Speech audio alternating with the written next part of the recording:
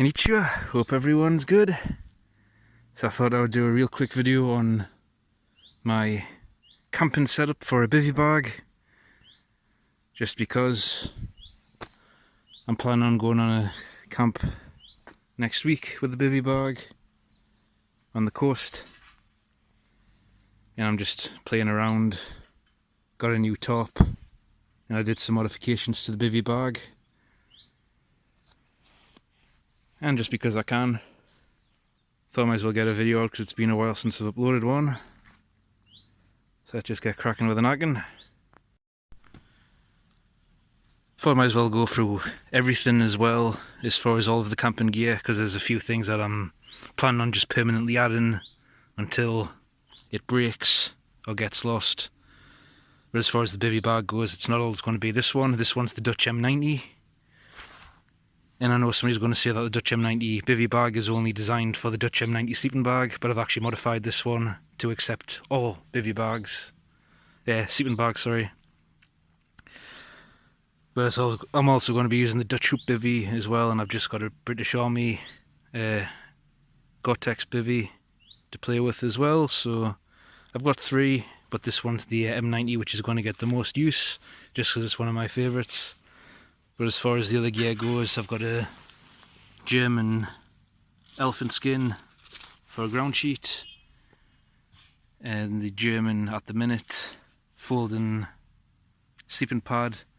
But I'm going to be getting a inflatable sleeping pad as well for the winter. And I've also got the Savota to choose as well. Haven't got everything with us here. I'll go back to the house and go over some of the other stuff that I've permanently added. I just wanted to play around with the main shelter. So as far as the main shelter goes, that's the German M90. I got a new tarp, which so far I like. I've been playing around with it a little bit. It's not a high-end tarp, it's just an MFH. It's a remake of the British Basha. And canvas bag, which I stuff with the schmag to use as a pillow.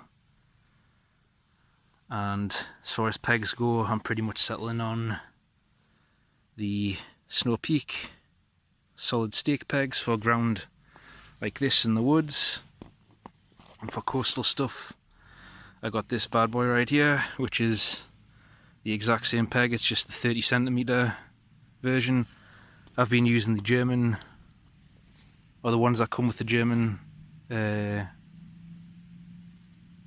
half shelter, but they're aluminium and they bend.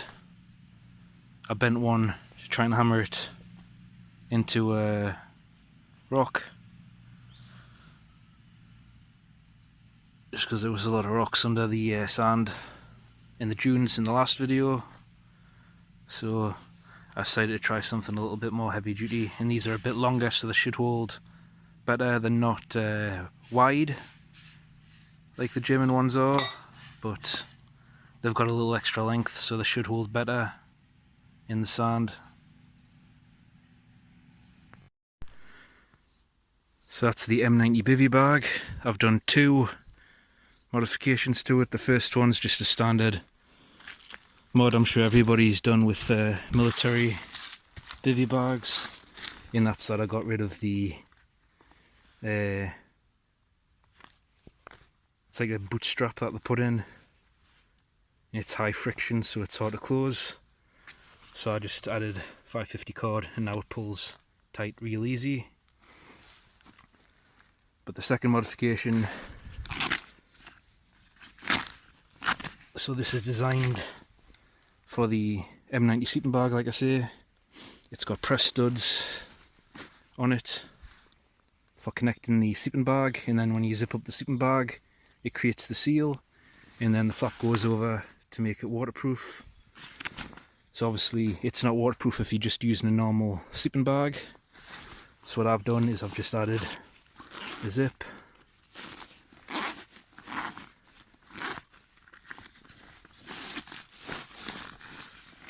I did bring a tripod, I just can't be asked to get it, so I've added a zip. So now I can use it with any sleeping bag I want.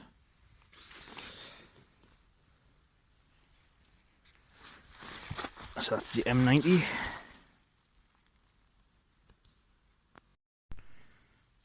So I've seen not a lot, but a few videos of people's setups for the Bivvy bag camping. Nobody mentions this. Maybe somebody has, but I haven't seen it yet.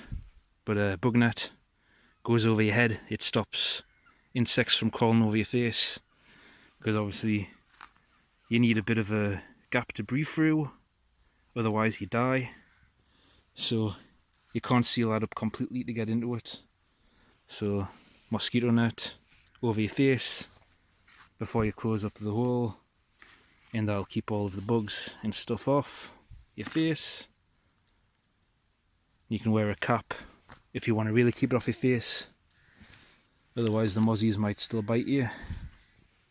But mozzie net, very important. So if I was spending the night here, I would have it set up pretty much like this. It's waist high, so I can easily sit up in it, and I've attached bungee cords to the top. Just makes it more versatile as far as setting it up. I don't have to keep on going through paracord or bank line cutting it. I can just stretch the bungee cord to wherever I need it. Been doing it for a while that way. A lot of people might like bank line or paracord, but I like the bungee cords a little more, just for that. But anyway, and obviously if it rains I can lower this and just have it more as an A-frame.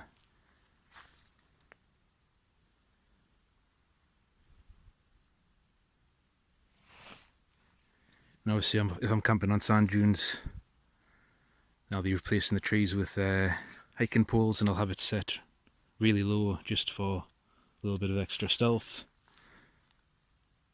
That's a new tarp anyway, tons of space under it. Got about 3 or 4 foot of extra space on each end, so plenty of space for rain to get deflected away from the top. Look what I've just seen. Got a tick on us.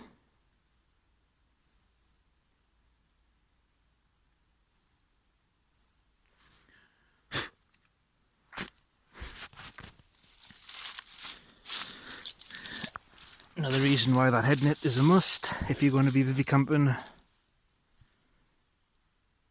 If I was using the Dutch hoop bivvy, then it wouldn't be such a problem, because that already has a mesh built into it. Not sure whether to use the M90 on the next camp or the Dutch hoop bivvy. It is going to be in the sand dunes, but we'll see how I feel when it gets closer to the time. Hopefully sometime next week I'll be camping. That's pretty much the main part of the setup. Pretty much the same as everybody else's, I know, but I haven't seen any videos of anyone using the M90 bivvy bag. Everybody's either using the British Army one or the Dutch hoop bivvy.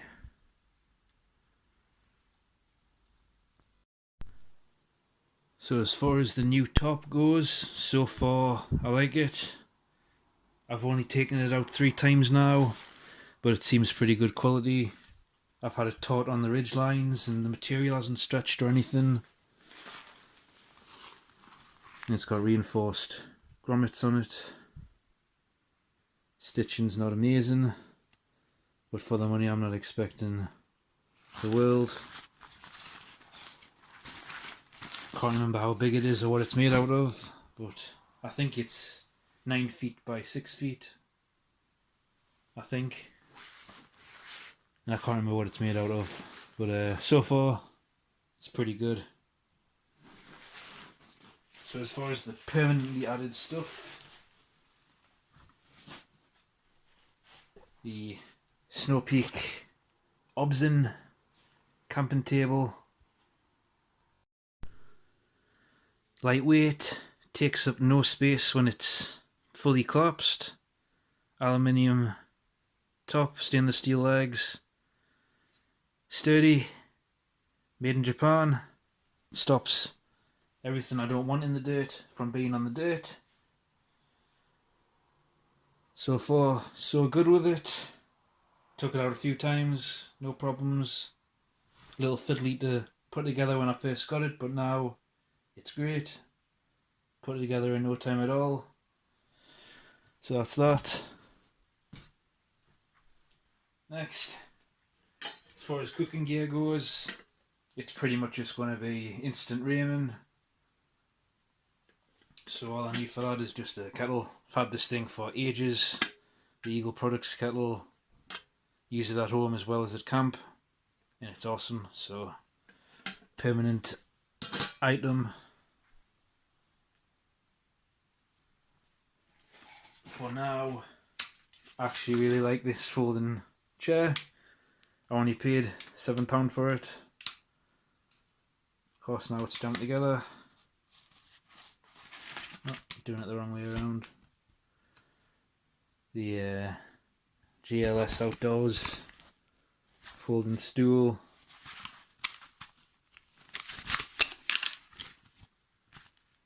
Very small. Haven't had any issues with it yet. Still straight. Only downside is that really tiny little pin I can see snapping eventually. It's maybe 2mm thick. Tiny little screw. But so far it's been good. Apparently it'll hold 300 pounds. I doubt that very much, but I'm not prepared to put on 300 pounds just to test it.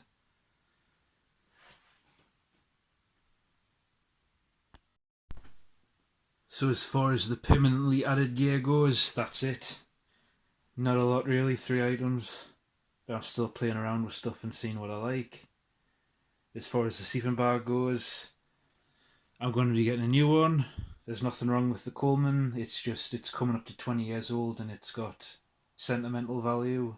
So I thought I'd retire it and get something that I don't really care about.